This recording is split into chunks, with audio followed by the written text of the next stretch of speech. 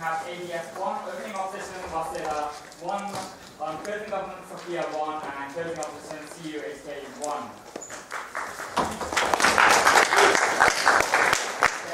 I'm Yuki and I'm from THEO, and I'll be chairing this round with Chunben on my left from KU and Tommy from HKU on my right. So the motion for this round is that this House believes that the West should actively seek to displace Chinese investments and acquisitions of Africa's natural land and resources. Now, without any further ado, I'd like to call upon the Prime Minister to open the case that stands with his name here.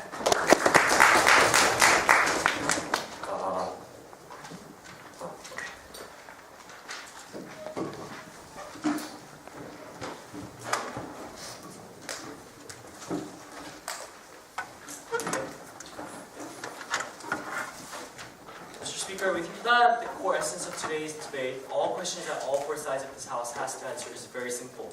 By passing this motion or by not passing this motion, which side is more preferable for these African nations and the citizens living to it? Because we see a very severe problem in the status quo. Let's look into the status quo problem first. Back in the early and mid-20th century, China had a deal, made a deal with these African nations, but they paid a medium amount of money to compensate, and they claimed the right and the right to acquire and invest into those African nations, basically saying that they can do whatever they want with the resources or the natural habitats they have within the African nations. We see this relationship as a very problematic situation. Why is this? Number one, it's a very long-term deal. It's not for like 3 or 4 year partnership, but it's more about like 5 decades and 6 decades, when they simply, China can do whatever they want, exploit as much as they want, because it's part of the path. We think that the monetary value that China invested into African nations was a lot of money to help African nations in the short term back then. But we see when sustainable development can't happen within African nations because they're constantly being exploited and being exposed to these very dangers that China is imposing to them. We strongly support this motion, where we think that Western liberal democracies currently should actively seek to displace these kind of relationships that they have. So our model is very simple. We think that number one, when violence is involved in the process of it, we're going to involve the NEAO to actively, the military intervene in the situation and block China from blocking them. But we think that core essence of seizing this relationship is actually to take away China's ownership of this. When Western countries buy the ownership of China, they still have that kind of relationship. But we think that Western democratic countries, when they have ownership compared to China, more active investment and more positive conditions will be imposed onto these African nations. Thus, we support this motion. But we don't think that the core essence of this debate is not about. We don't think that the essence of this debate is how are you going to do this. It's not about the practicality or feasibility, but it's more about, do we have the justification, and is it actually beneficial for the African nations, and also in the international sense. If opening government can prove that, we think that we have done a burden of proof. We think that this form of active engagement of Western countries is the way to solve the very problem that we see of exploitation in the African continent. I'm going to present you 2 arguments. I'm going to present to you number one, why China exclusively having ownership over these African resources and natural land is hurting the African nations, and how this prevents sustainable development happening in those continents and in those nations. And second part of my argument, I'm going to explain to you why exclusively Western countries have the right to do this, and why they're the most apt actors to do this and lead this to the right way.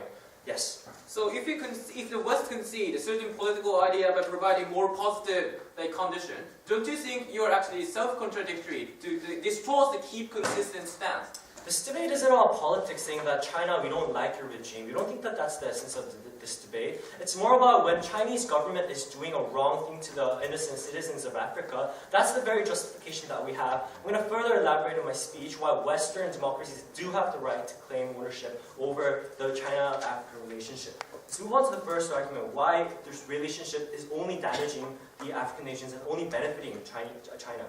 I think that the sense of monopolization, when only China exclusively has every single right to claim over the resources and natural land in Africa, it leads to a situation of exploitation. What we mean by this is all the resources are taken away by China, and all the profits that are generated from that process is going back to mainland China. It's not actually being reinvested and improving the conditions and standards of living within those African continents, but simply that kind of sense of profit is only going back to China. We think that this relationship is very problematic. Why is this? Because we think that our model, under the status quo, sustainable development, can happen. What do we mean by sustainable development, Mr. Speaker? We're simply saying that it's the African nation's ability to have a sustainable sense of development, meaning that they utilize their own resources, but also they have a sense of constant development. But looking into the past couple of decades, we don't see African nations developing whatsoever. Why is this? Because simply they don't have any right over their own resources and over their own natural lands. This is very problematic because once a state loses every single right to claim and utilize their own resources, and especially when Africa is based on a very resource-oriented region in our globe, we think that itself is very detrimental. Now, under our model, we're providing we're promoting a sense of sustainable development. Why is this? Because we proved to you in our model, we already proved to you that this kind of West and African relationship will have active investment, active reinvestments into the African nations. We're not going to constantly exploit these people. We're going to take care of their conditions more. This second part of my argument supports that argument. Why exclusively the West? The number one, West have higher standards in terms of protection of human rights. We think that, thank you. When we saw the Geneva Convention, Vienna Convention, asylums for fugitives, humanitarian aid, humanitarian intervention, all these forms is a living proof of Western democracies being highly interested in protecting human rights, even if it's not their own citizens. So we see the United States intervening into other Mideast countries when dictators are currently killing off their own citizens, even if they're not U.S. citizens, still the United States and the United Nations as a whole still have a sense of responsibility and obligation because that's the kind of value, democratic value, that the international society is all achieving at the status quo. Let's compare this to China. What do they do, Mr. Speaker? Don't get me wrong, I love China. I lived in China for a long time. But we see that in the status quo, when the Chinese people are currently oppressing their own Tibetan citizens, saying that you can't have your own political representation, constantly killing those minorities in the status quo because of those ethnicity differences. We think that this kind of sense also lies in the same logic when it comes to treating African nations. Because all they care about, Mr. Speaker, is their own interest while extremely exploiting these resources, and especially when resources are the core essence of today's economic activity. We think that China is trying to exploit these African nations to their maximum extent. Now, why won't this happen under our model? We think that multilateral interest is very important. When unilateral intervention and interest is imposed by China, simply saying that they only care about themselves and making profit out of this relationship, when a lot of different Western countries, in a collective responsibility, in a collective matter, intervene in the situation and try to not seek for profit, not seek for this kind of sense of exploitation, but rather seek for the development of these African nations, rather seek for their human rights and protection and the sustainable development of these African nations. That's why West is comparatively better than the Chinese government and this China and Africa relationship. So what have we told you for open government? We gave you a very clear standard of what we're going to do in the status quo because we see a very extreme form of exploitation. We see African citizens not having a single right over their own land and over their own resources. But we also told you how our model can very peacefully solve this. When in the status quo we see African nations having no right over this because of the exploitation happening, because of sustainable development under the status quo can never happen. That's why we're proud to propose.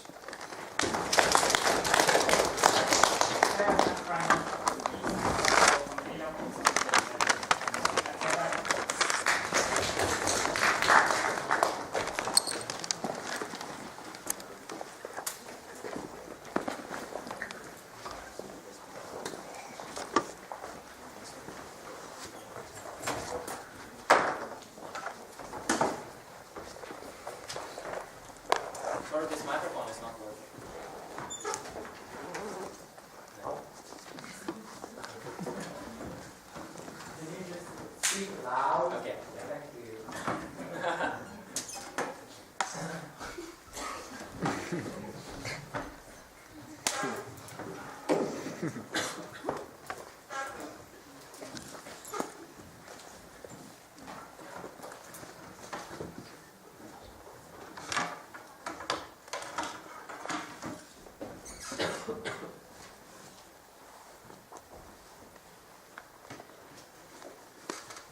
Thank you, Mr. Speaker. The stance of opening up is quite simple, quite clear. In the first place, we believe African states have many spectrum about political system, like authoritarianism, Mr. Speaker. Due to the unique diversity, due to the unique nature of ethnic minority and ethnic diversity in African nations, we believe strong enforcement is necessary in the first place. And that is why in the first place, we believe China is a better actor to invest and acquire Africa's natural land and resources than the West, precisely because China is a unique actor to respect the political system of each nation in Africa in the first place. Moreover, in contrast, the West is the actor to impose Western democracy on their own relation with African nations, Mr. Speaker. We think it is invalid, and moreover, we say their policy undermines the development of each African nation, and that stands from the opening up, and that is why I'm extremely proud to oppose. Two things to talk about as positive material. Firstly, I'm going to talk about why the West is not a valid actor in comparison with China, and secondly, I'm going to talk about how their policy is going to undermine the development of African nations. Moving on to the first issue, but before that, let's look at the case coming from the first proposition. The idea first coming from the first proposition is that in the status quo, China cannot facilitate the development of each African nation sustainably, and that is why it is invalid. However, Mr. Speaker, in the first place, this is not true. Precisely because China has a clear incentive to facilitate the development of each country, respecting the freedom of each African nation. Precisely because, Mr. Speaker, loss of development of each country directly links to the loss of important actors to provide China with oil and national resources and so forth. That is, in the first place, this is not true. And second response we have is that Western countries is going to impose a certain kind of value on each African nation, which doesn't fit with African diversity condition in the first place. That is why, Mr. Speaker, I'm going to explain this point further in my second substantive. Moving on to second rebuttal. The idea second coming from the previous speaker is that the West is the best actor to facilitate the development precisely because Western value is extremely respecting the human rights. However, we think this is not totally true. This is extremely discriminatory toward African nation sovereignty, Mr. Speaker. We think that each country should have the sovereignty in the first place. Mr. Speaker, we believe the European countries' situation is totally different from each African nation. For example, there are many African countries which have many diverse ethnicity, like for example Kikuyu and so forth. That is why in the first place, we believe the Western culture itself, Western value itself is not always fit. It's not always fit with African nations. That is why we believe the West is not the best actor to facilitate development. Moving on to positive material. Why the West is not a valid actor? The first reason is that West are more likely to impose Western democracy, which is never ever functional in African nations. Precisely because, Mr. Speaker, the West strongly believe that their Western democracy is the best political system to all nations, including Africa. And how do they do that? For example, European nations make conditions without changing your political system to Western democracy, without making a certain kind of labor law in your corporation. We West never ever provide you with aid in exchange for national resources, in exchange for disinvestment, Mr. Speaker. And why is it valid, Mr. Speaker? Because each African nation should have their own sovereignty. As far as the political system and as far as the value to sell is the most suitable for their own state and for their own culture, for their own corporation. We believe we should respect the sovereignty, we should respect the culture itself, Mr. Speaker. That is why, Mr. Speaker, we think this kind of imposition of value from Western nation to Africa itself is invalid in the first place. And second reason, that China is the actor to respect the diverse political system, Mr. Speaker. But we want to go. Prove two things. Number one, that China is perfectly respecting the national sovereignty of African nations in the status quo. And secondly, prove to us that under our model, suddenly this sovereignty will be disappeared. Mr. Speaker, in the first place, he clearly showed, in the first place, we believe that China is a better actor to respect the diversity of African nations in the first place, in comparison with West.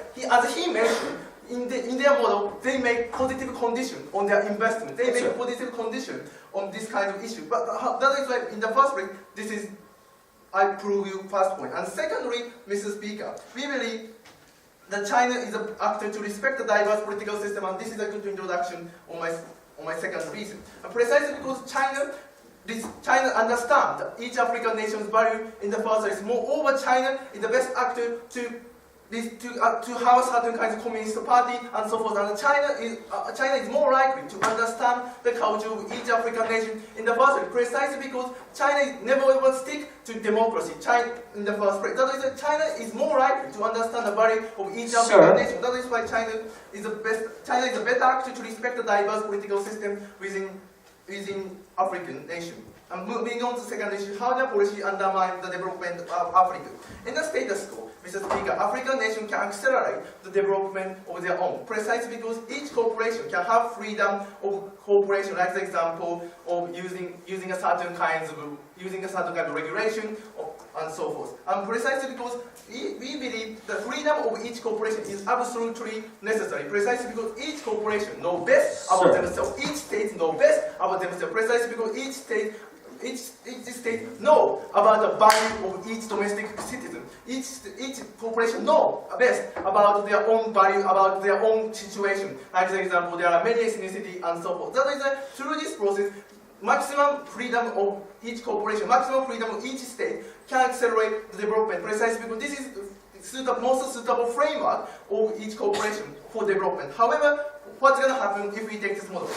Their policy is going to undermine the development of Africa. Why that? Because in the first place, the companies which are invested by the West lose freedom to a certain extent. For example, labor rights are the necessary condition after the proposal. Without making this law, without making this regulation, you lose investment. That's why you should make this labor rights. However, Mr. Speaker, this is a distorting free market system within African nations because of the imposing value from Western. And second reason is that the demand of help is going to decrease after the proposal. Therefore, two reasons we believe this policy undermines the development of Africa, and this is principally acceptable precisely because this is imposing and this is the denial of the culture of each African nation, Mr. Speaker. That is why we oppose.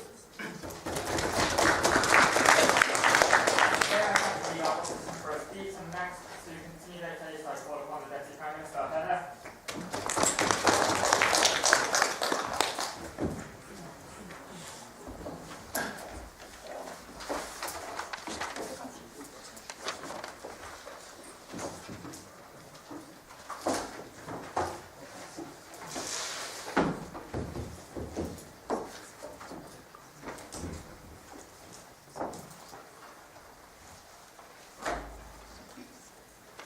Start.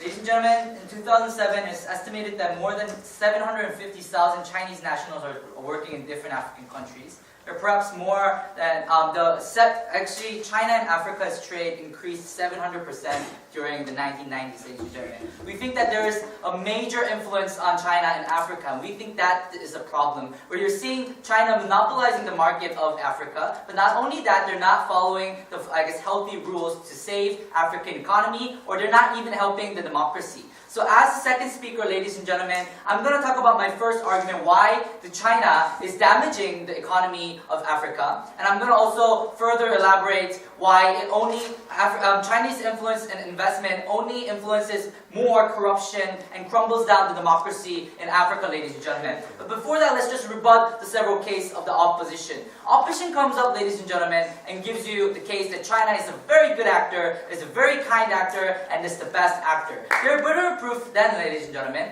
is that current status quo China's influence is very beneficial to Africa. However, we don't think that they proved it, and I'm going to show you why. Because their first reason is West inputs Western democracy. And they suddenly say it's bad. Assertion level analysis never makes you win, ladies and gentlemen. Ladies and gentlemen, they have to prove why Western influence is bad, because most of our influence when we give development aid to other countries in, for example, Southeast Asian countries, or even African countries right now in the status quo, we actually saw a better increase of economy, better improvement of democracy. And also, the major point, ladies and gentlemen, is that the government brings you is that it's a multilateral effort. It's not just like United States unilaterally going there. We think that the multilateral influence is better in the aspect of competition, but not only in that aspect of the check and balance, where you can see each country's not really making dirty rules, but trying to be healthy and helping out Africa, ladies and gentlemen. Second point they come up is by saying China understands the value and the interests of Africa. I don't know why this came up, because first of all, their only logic out of this is because China is undemocratic. undemocratic. I don't see a logic by saying just because you're undemocratic, you're a very good actor in helping Africa, ladies and gentlemen. Then their last argument comes up by saying, why it's labor rights, ladies and gentlemen. That we think that they say Western limits the free market system. However, I think the free market system came from Western countries, ladies and gentlemen. It's simply not true, because we're going to see a better system of free competition inside Africa once we have more Western countries interested in trying to displace the Chinese influence out of it. Now, seeing the opposition case does not stand in today's debate, I'd like to move on to my first argument. My first argument will talk about why China is crumbling the economy of Africa. Ladies and gentlemen, Africans are losing jobs because Chinese people are taking them. Ladies and gentlemen, in Angola, when President Dos Santos had a national reconstruction project, they didn't rely on Angolan workers, but the regime admitted 250,000 Chinese people to work for Angola, ladies and gentlemen. And when we actually saw China reconstructing Angola, what we saw was the infrastructure of the nation wasn't really prioritized. What we saw was Chinese built roads, hospitals, and schools, but they began to crack as fast as they were being built, ladies and gentlemen. We saw Luandra's General Hospital had to be shut down in June 2010 just because the bricks had started to fall down and the walls had to be threatened the whole hospital as an imminent collapse, ladies and gentlemen. We think that seeing these kind of examples, even newly tarred roads were washed away after the one rainy season of Angola, ladies and gentlemen. How can we believe in Chinese infrastructure or these construction projects when they're showing so much bad results? Moreover, when we actually have to solve the major problem of abject poverty in Africa, abject poverty is not solved by the influence of China. We think that Western countries will be better on this because China only prioritized their own profit out of over the African nation's profit. Beijing didn't help Angola to solve the 60% of Angolan families living less than $1.70 per day. We think that this is not a good attitude that China has. When we see Western countries, ladies and gentlemen, we think that Western countries are interested on these problems of abject poverty. They are interested on the quality of reconstructing a certain nation. That's the reason why you need the influence of Western countries trying to buy actively more on these African nations. That's when you see Western influence coming in, good companies coming in, better quality coming in. That's the reason why China is currently damaging the economy of Africa, and we're going to see a better image, a better society in African countries. Now I'd like to move on to my second argument, ladies and gentlemen. My second argument will talk about the Chinese investment and influence actually damaging the democracy of Africa. We think that, ladies and gentlemen, Africans' duty, but before that, yes. So you say that China is only seeking their own benefit, but to seek China's benefit is to indirectly benefit the African nation, such as providing massive amount of aid. Ladies and gentlemen, we think that that logic still applies to our logic as well when we have Western influences in Africa, because these indirect, profit will also go to these African countries. But not only that, when we see China just prioritizing all of that natural resource to come back to their home country, that's when you see the lack of infrastructure. That's when you see no improvement of abject poverty, because China didn't really care about it. That's the reason that the clear distinction of Western countries coming in and actually actively seeking a displacement of China's investments and, those influence. Now let's move on to my second argument. Africans' duty, ladies and gentlemen, in any country is to serve and guide their people and not to depend on foreign intervention. That's their duty, ladies and gentlemen. But unfortunately, when we see the presidential's families, government officials, or even top generals of African countries, they're monopolizing the country's resource for their illicit enrichment while paying China to do the labor. Ladies and gentlemen, when we see this problem, we're not seeing a good improvement of democracy. We're not even seeing, the governments under the influence of China helping to save their own people. We're rather seeing China and these officials affiliating with each other, enriching themselves, taking all of that profit. We think that this only empowers the corruption, and that's the reason why there's more active necessity for these Western countries to come in. Because right now, if you don't come in, you're just gonna see more and more Chinese influence in these African countries. Because as I told you before, 700% of influence has increased during the 1990s. We can't expect that to, go down when we see more and more Chinese industries going in Africa. So, ladies and gentlemen, I have proved to you why there's a clear harm to the economy of Africa when we just have China. And we told you the necessity of the Western countries coming in. We also told you why democracy not only in a sense of Western democracy, but a government trying to serve their own people, not really fulfilling the role of serving their own people. Therefore, if we have Western influence, strong and active influence, we're going to see a change in Africa. We're going to see a richer Africa, a peaceful Africa, and a democratic Africa. Therefore, we're proud to propose this motion. Thank you very much.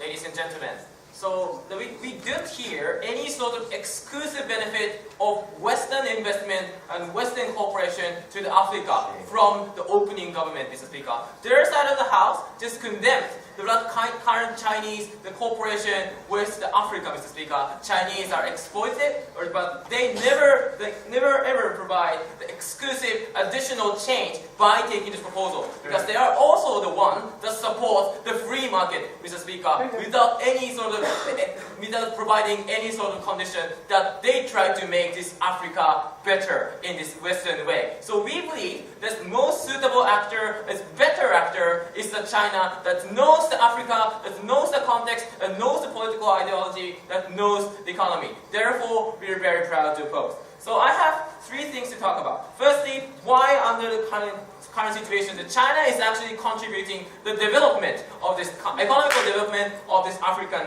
region. Secondly, I'd like to talk about why this is this kind of Western intervention is distorting the politics, or distorting the social order of the Africa. Thirdly, I'd like to talk about why it's morally inconsistent of the framework of West, like creating a double standard that certainly admits the African conduction. But before that, several rebuttals toward the entire government case. So, the entire government case had no logic in the first place, Mr. Speaker, because they never ever told us why African nation can get exclusive benefit from the Western capital. Because they said we're going to provide a lot of capital to compete with the China, but it is the thing that actually China doing in the current situation, Mr. Speaker. They never ever told us why this is the thing that should be uniquely done by the West in the first place. So secondly, so they are saying that sustainable development is very, very important, but they never said why. So first of all, as my partner clearly told you, in the current situation, the multinational company are actually considering about this kind of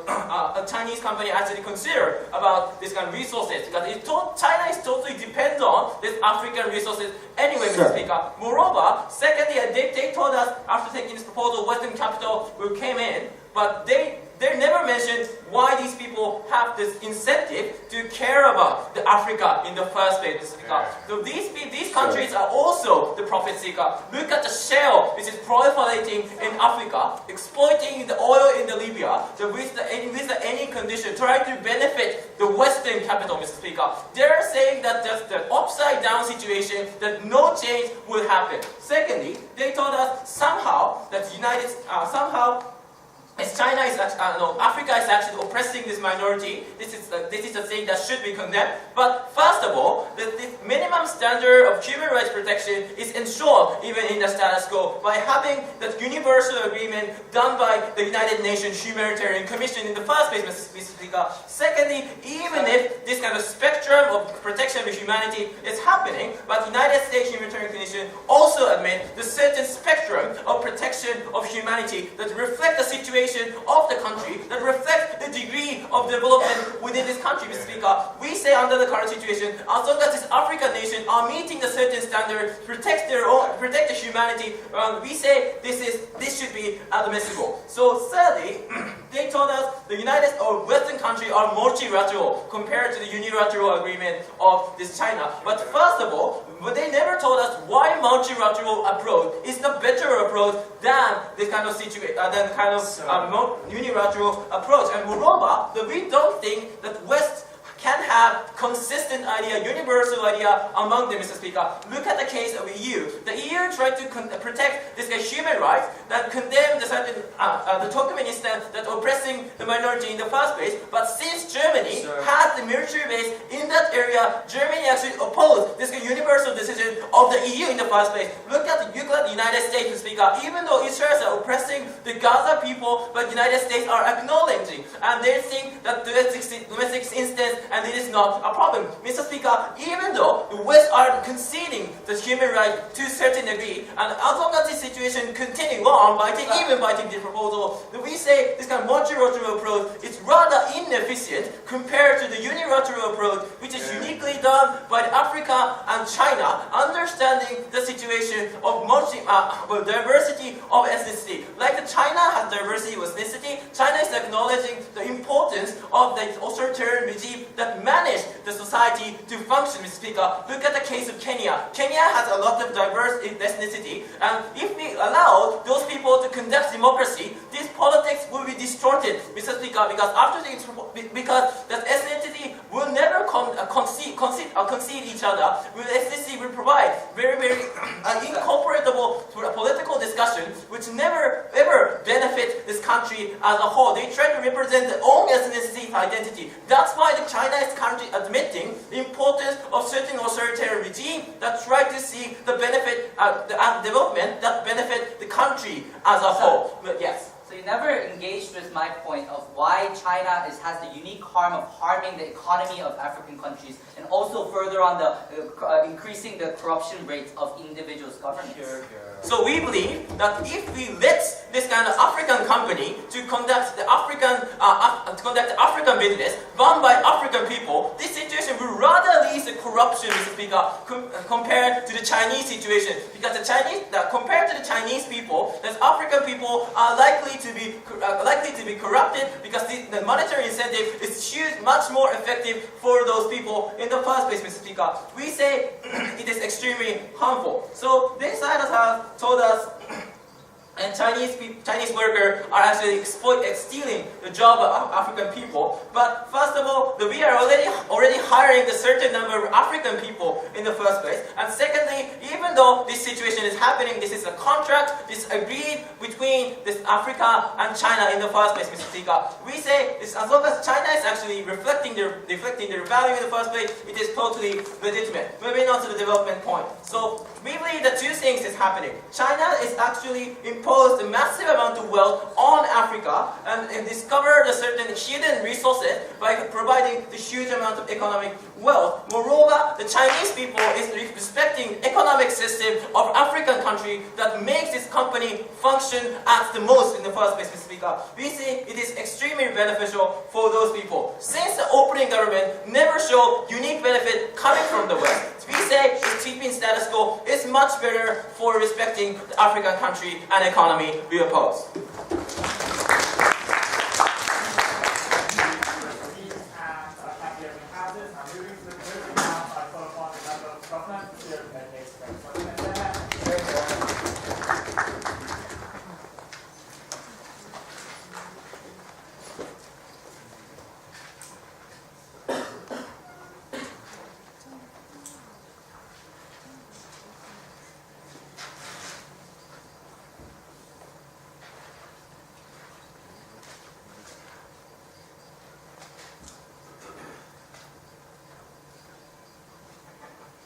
Thank you, Mr. Speaker. The opening half is the debate about whether the Western country is one kind of the profit seeker or not, and the Chinese or whether the Western country have the obligation to protect the human rights in Africa. And they said about the Chinese, they illustrated the Chinese the opening entire opposition.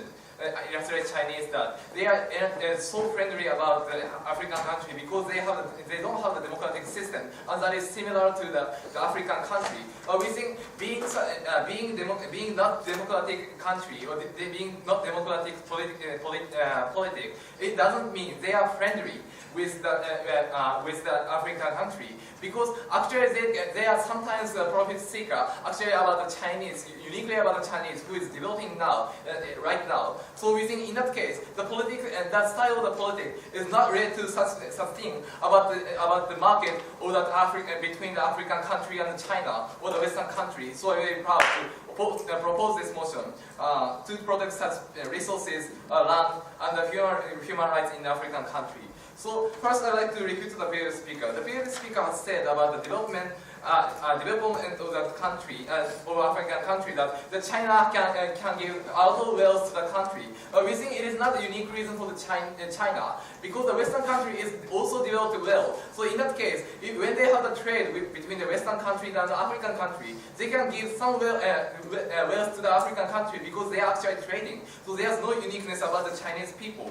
And yes, and they said about the yes, EU or such Western country can be the profit seeker. So that is a problem. No, thank you. But in that case, we think that the EU has a checking system, as the opening comment say. And so we think in that case, and they said about the German case that EU can be the profit seeker. But we think even if that EU can be the profit seeker, that's not the reason. Because even if they are the profit seeker, in the long term, because the EU has a connection of the economy between the country or the Western country.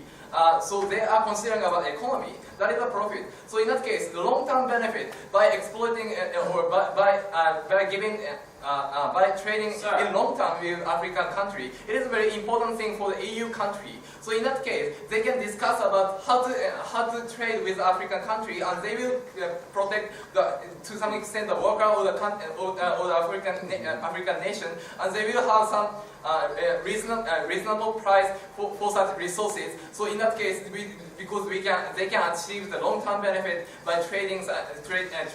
So in that case, the EU is the unique actor to think about such economy, even if they are the profit seeker. This is our recitation, and I'd like to move on to my point.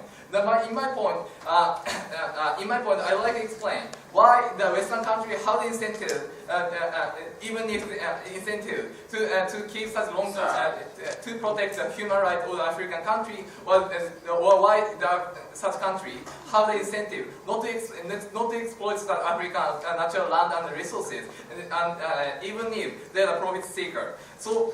Yes, opening the house is a debate that because the Western country have no thank you later please. Because they have the obligation to protect the human rights, they don't have the incentive to monopolize or exploit such resources. So I'd like to explain why even the profit seeker don't have such incentive. No, thank you.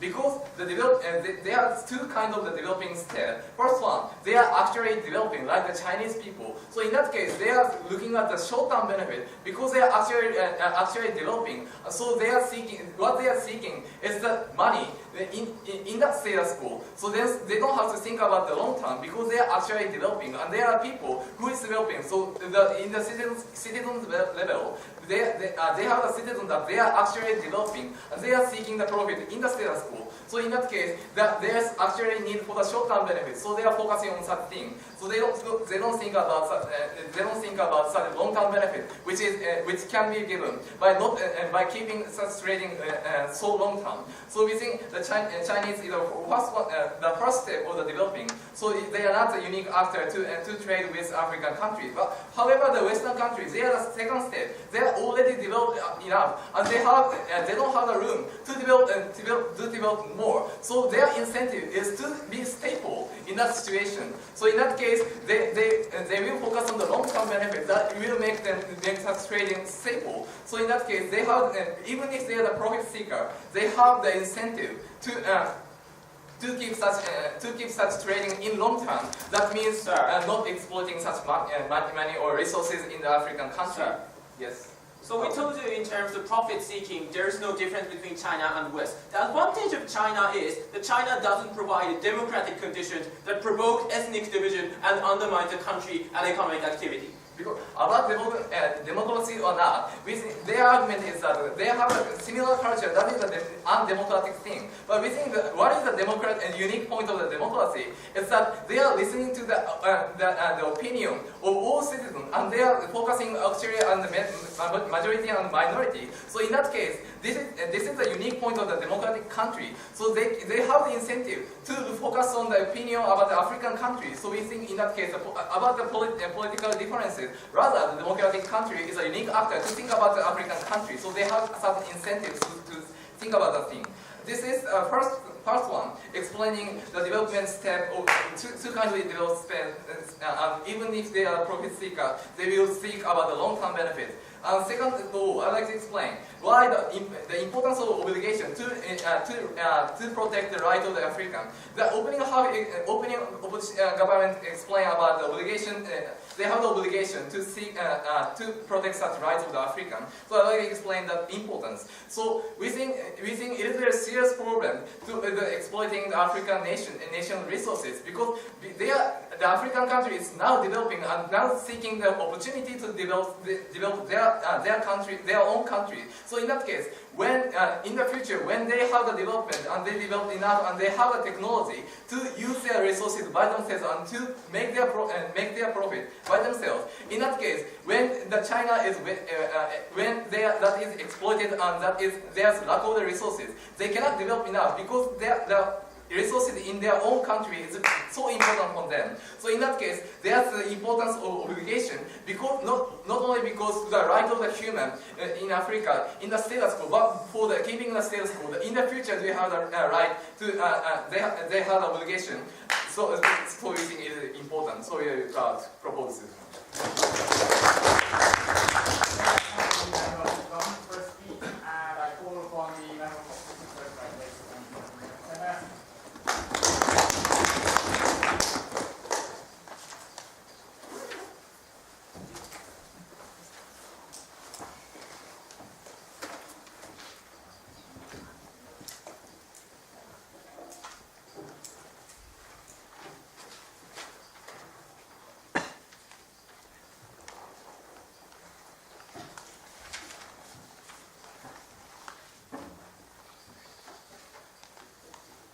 Ladies and gentlemen, we believe that ultimately in this debate, we have to understand the characteristics of China and the West in order to evaluate in which paradigm is actually better for Africa.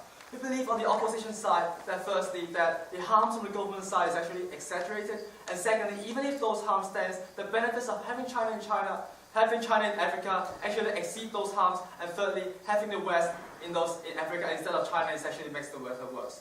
We say that we actually see a very generic debate so far. The government side is not really comparing China and the West and saying which one is better. We say that opening government is simply giving us a very fixed stance, and the closing government is giving us a very generic comparison, which is wrong in the first place.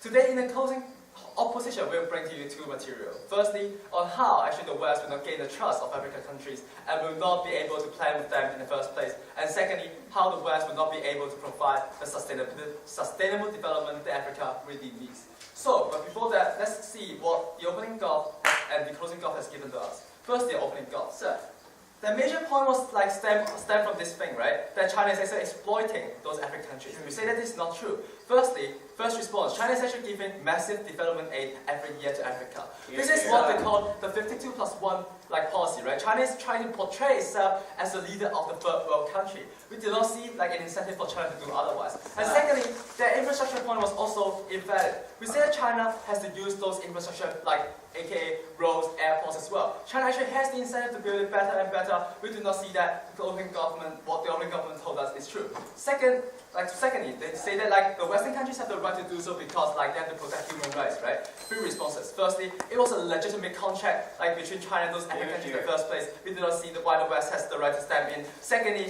China has this, China is very famous for its non-intervention policy, right? China is not intervening African internal policies in the first place, so it is not harming any human rights. And lastly, we do not see any human being lives at stake because of having China in Africa. Therefore, we do not see that their point actually stands at all. Thirdly, they say that multilateral is actually better.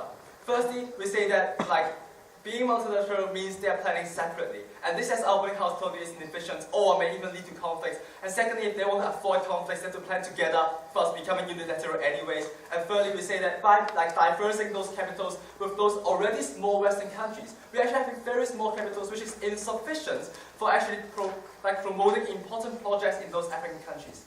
Fourthly, the China assume, but they didn't provide a sufficient analysis to us that they want to actually promote democracy.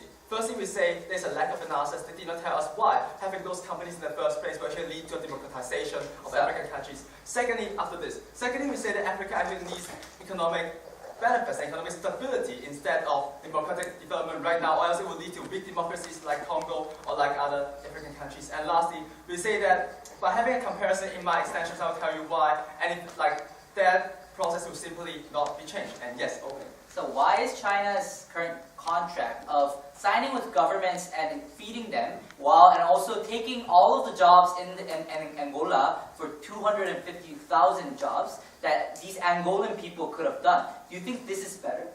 Ladies and gentlemen, we say that those jobs would not be existing in the first place if China wasn't there. China wasn't taking all the jobs. China was just inputting labor into those countries so that they can develop in a better manner. Ladies and gentlemen, now coming down to the closing house, we said that firstly, there's a contradiction. They try to talk about how the West being profit seeker should help the countries. Our opening government has explicitly told you that this policy means the West is non-profit seeking. We see this as a very serious knifing. And secondly, even if it's not knife, we say that the entire argument based on one thing. They say that Western countries seek for stability while China is still developing. We say this is simply not correct. We say that because why is that so? China is now the most stable economy in the world. China has the largest foreign reserve, and China is now developing better than any Western countries right now. While most Western countries right now are suffering from financial crisis, we did not see the stability that the closing government was trying to portray, if they have portrayed that at all. So now coming down to our exclusive extensions on why, firstly, African countries would not be trusting Western countries in the first place.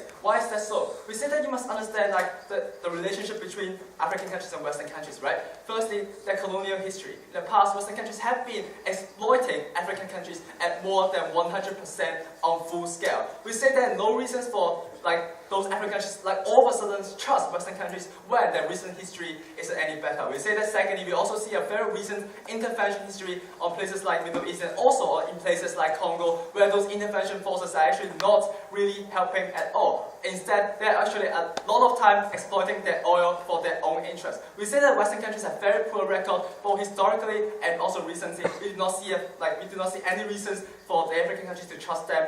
And thirdly, we also say that the Western countries are always imposing active force against various governments inside Africa, thus actually generating a very explicit contrast between Sudan, Zimbabwe, and the Western countries. We see that most countries, the best country that Zimbabwe actually trusts, is actually China. We see that Zimbabwe, all the infrastructure in Zimbabwe right now are almost entirely built up by China. Why is that so? Because Zimbabwe still trusts China, because Zimbabwe knows that China will not all of a sudden intervene and try to force Zimbabwe to change in another manner. We say that the first thing right now it needs is stability, and China is the one that provides it. And lastly, we say that with the financial crisis going on in Europe, we do not see how the Western countries can actually claim that they're any better than China to actually help them with their economy. Why are they trusting China like that? Because firstly, China has this very famous non-intervention policy, which actually allow Africa to develop in its own way. Secondly, China try to portray themselves as a leader of third world countries and try to give a lot of aid and build a lot of infrastructure in those countries. And we say that trust is actually very important for the development, because we say that China, we need the cooperation with the government to pursue all those development plans in the first place. And secondly, to carry out those plans, you also need the cooperation of the people. We say that without having both, China is actually better than Western countries in all aspects. Secondly, Africa needs sustainable development. Western countries simply will not do, because firstly, the opening government told us that they're not for profit. And secondly, the Western countries already have a very huge financial burden, which actually will actually make them collapse in a very short term. That means after they build a lot of companies, after they build a lot of infrastructure, they will not be able to uphold it. What will happen is that it will firstly create an economic vacuum, which a lot of people will lose jobs, and also it will lead to malfunction of market, which would actually bring those African countries back to a very devastating place in the first place, thus actually harming the stability in the first place, and thus will not bring any of the democratization process or any development process in Africa as they have claimed. Therefore, for Africa, we oppose. Thank you.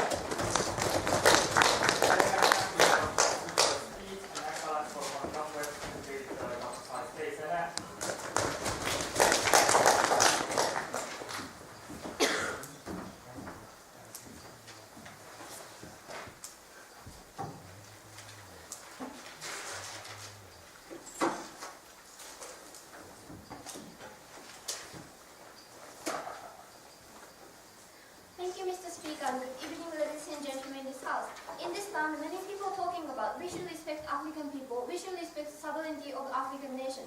The basic idea of such kind of certain argument is that we have the consensus, such kind of natural resources is belonging to the African nation. The best situation is that African nation people, the domestic people using such kind of resources, or they can get profit, such kind of things, is not the best situation for such kind of African nation. Because many people are thinking about that we should respect African people, we should respect the profit for the African people from the beginning. So, to achieve such kind of goal, to respect African people or protect African people, my honorable father, well done. My honorable father, good job on that to contribute that kind of criteria. Based on this stance, I split this stance to three issues to achieve the idea of respecting African people. The first point is about resource sustainability, especially my partner already told you. And secondly, I'm talking about the political suitability. Other thing told you. And lastly, I'm talking about exploitation based on their morality. So let me move on to my first point. My first point is that resource sustainability. On that situation, what my honorable father told you is that Western company can keep such kind of sustainability for African nation. Why it's uniquely important? Because there is consensus is that in the fact that such kind of resources belonging to African nation, best situation is that African people utilize such kind of resources and get benefit, right? So, but now today's entire government clearly told you that status quo because of existence of Chinese exploitation from the beginning, such kind of African nation cannot utilize such kind of resources. And especially what my honorable father told you is that status quo, unfortunately, African nation is lack of the technology from the beginning. So that we have to wait to achieve the African nation technological level are developed in the future, right? So on that situation, why uniquely the Western actor is more better to keep sustainability. The necessity of sustainability is that if the Chinese people exploit the nowadays situation, until the African nation gets back own ownership, or African nation can have their own technology. There are no natural resources. There are no natural resources in them, because if they're keeping the status quo exploitation from the Chinese people.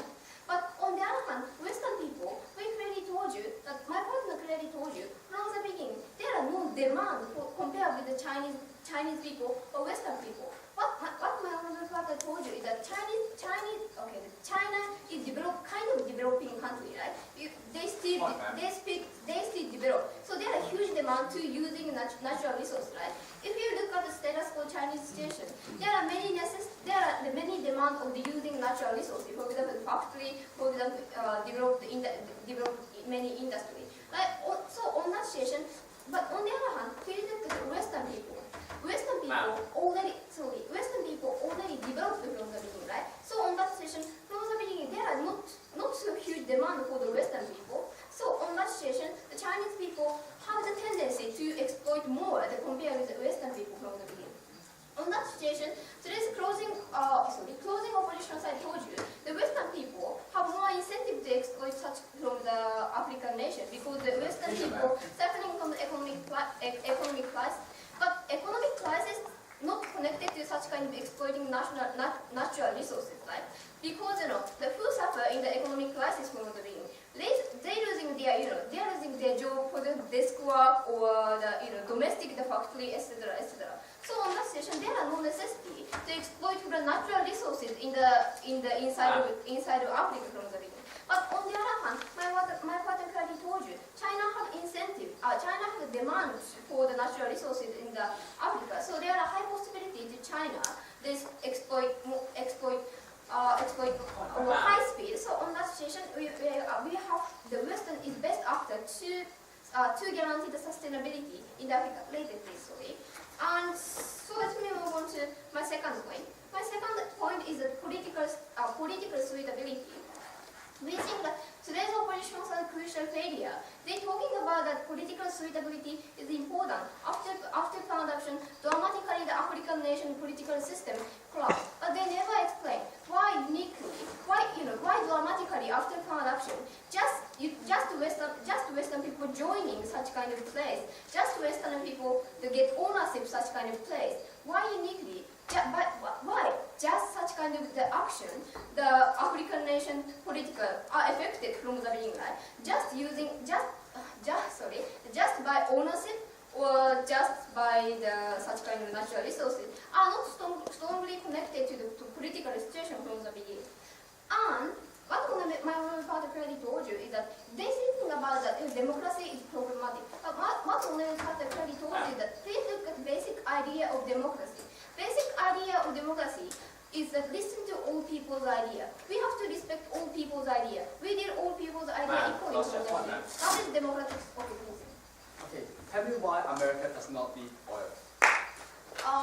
Even that just example. That's just example. I include this point later. So on that situation, if we follow the basic idea of democracy, there are no problem on that situation. So lastly, I'm talking about that exploitation. Today's entire side worry about the exploitation based on morality, right? So on that situation, they're talking about that the only assumption coming from opposition side, because of just one paper contract, Chinese people are not trying to exploit from the Africa. But please look at status quo situation. Many many African innocent people doing demonstration every day, yesterday or before yesterday, right? It means that such kind of African nation people, the domestic innocent students, are suffering from exploitation or severe situation from Chinese government. Why? Because my honorable father clearly told you, China have huge incentive to exploit because there are huge demand compared with Western society. So, till these African people follow today's consensus, we like to propose this motion. Thank you.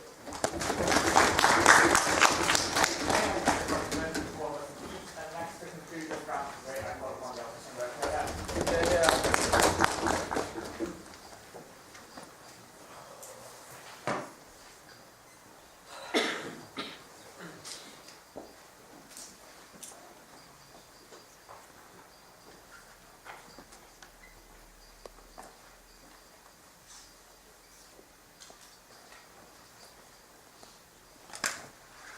Mr. Speaker, we have a common ground today that we want sustainability in Africa, but we say on the opposition, the West is not the right actor. In today's speech, I'm going to analyze to you two clashes in this debate. First being the difference between Chinese and Western investment, and second is it beneficial to Africa in terms of building a more democratic African nation? But before that, I'm going to give a simple response to the previous speaker on the extension about the difference in demands of China and also Western countries. Well, the logic is very simple, is that China has a greater demand to natural resources, so it has a higher tendency to exploit the African nations. We say that this is not true in the very first place. That's why we raised the POI about how American doesn't need oil. We say that American is the biggest consumer of natural gas in the world, and it's the biggest CO2 producer in the world. Being a developed nation doesn't mean that you don't have to develop, ladies and gentlemen. We say that it's not about, today's debate is not about demand. Every country wants to expand the economic influence. Every country is developing. It's about, we have to understand the difference between China's and Western investment. And before I analyze my clashes, I want to point out that the essential strategic difference between China and the West in developing Africa is that China is treating Africa as a long-term partner. That's why we still see China is actively providing aid and investment in Africa for development. However, the West, at most, we can only say they treat Africa as a one-night stand partner, a one-night stand lover, because after they get the benefit from Africa, what they do is just turn around and go. And I'm going to analyze to you in my speech, giving you concrete examples to show how irresponsible the West is doing inside Africa right now by its MNCs and by other companies. And that's why we say that Africa actually does not have the incentive to accept, the Western investment. And without this incentive, we do not know how effective our government's today's proposal would be. Sir. No. First, clashes being the difference between Chinese and Western investment. This is very important because what they have portrayed throughout the debate is China is the bad guy while Western is being the human right protector, and then they're being the good person so that they can help develop our Western countries, African countries. We say that first, they have inadequate analysis on why China would exploit Africa when we still see China is actively helping to developing inside African countries with the infrastructure, with oil production, and even natural resources extraction.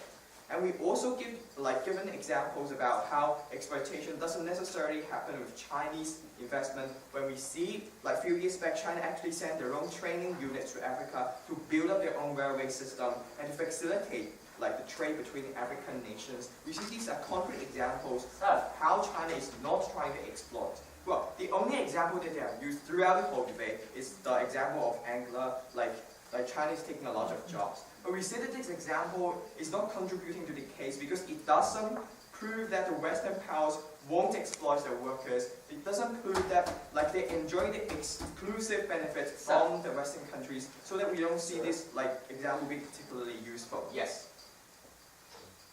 Anyone? So, in the case of Western countries, you won't see Western countries bringing their own massive amount of population to African countries to work. The reason why China is working is because first, it's undemocratic, and second, it's more efficient for them to take these people to work in African countries because they lack jobs in China. Mr. Speaker, I'm going to analyze why democratic ideals possessed by the Western countries is harming Africa in my next example. Because I'm going to tell you, when they say Western countries, because they're democratic, they're not going to ruin Africa, this is wrong. Because we see that while they uphold the so-called high-sounding Western ideals, such as patents, such as property rights, they're earning a big bucks out of it. The evil is in the details, because you see the examples back in 2003 when the pharmaceutical companies from the US named Pfizer go to Kenya in the forest to extract the medical, to go and help develop the medical extract in the forest. What they do is that after the technology has been built up, they patronize the whole technology. So every time when the African nations in Kenya, the people in Kenya want to extract those natural resources, they have to pay a huge sum of money to the US in order to get the technology passed. And when the whole, the resources is used up in the whole forest, what they do, that companies, the MNC actually left Kenya. And we say that this is the attitude of Western investment in Africa, and we say that this is what we call a short-term one-night stand partner, ladies and gentlemen. Sure, sir. All right, on the, let me see. Before we go on. Yes, on the second point, on the second point about whether it actually benefits Africa in terms of creating a more democratic Africa. What they say, the logic again is very simple. Because Western country is very democratic, so when you go to develop the economy, you make that country become more democratic. We don't see the linkage in between in the very first place, because we don't see the linkage between Western investment with a democratic background and democratizing African nations. But we see that from our case, my partner has already told you how it actually in return undermines the democratic development in Africa. That's what, sir. So, because we see that those people in African nations won't perceive the West as a legitimate role model, as a lot of the Western countries were actually once the colonial master. So they won't see that when you actually colonized me back in years ago, and you come to me now and trying to say that you're trying to democratize my country, I'm not going to accept that. African countries are mostly colonial, post-colonial countries. They have completely different and vulnerable democratic institutions in the very first place.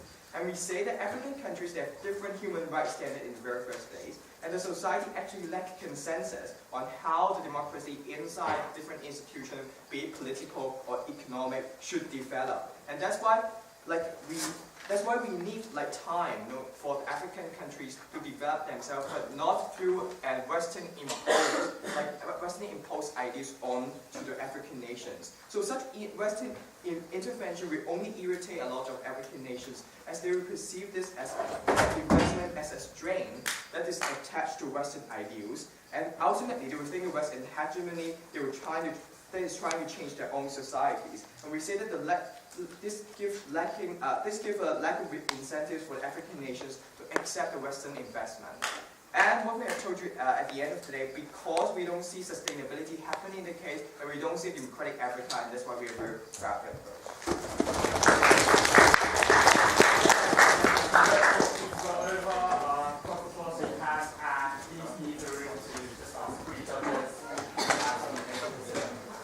Is it a silent word or? Yeah.